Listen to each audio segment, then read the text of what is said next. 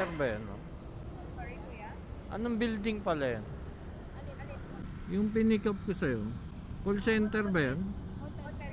Ah, so sa hotel ka. Ano ka dun? Receptionist? Front desk, ganun. Front desk receptionist ka nun. Ano tinapos mo? Tourism?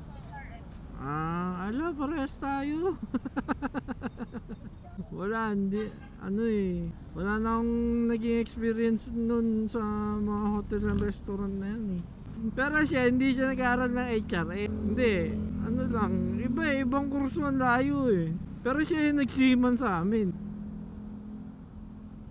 Eh kung sino yung ano, nag-aaral ng HRM, siya yung wala sa hospitality management eh. Kahit naman ano eh. Pag may kakilala ka naman. Yun nga eh, yung mga kabarkada niya, mga seaman din eh. Tungit. Ha? Tama ako. Singkit? Ano ka ba, Chinese? La! Kakakukwento. Balik ka na daw dyan. Ayoko na. Na-mention mo pa eh, no? Yeah.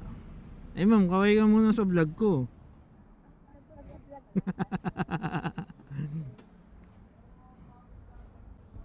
Ma'am, baka pwede follow mo na rin ako. Okay ka lang ba i-post? Ayaw mo ba? Okay lang. Data privacy naman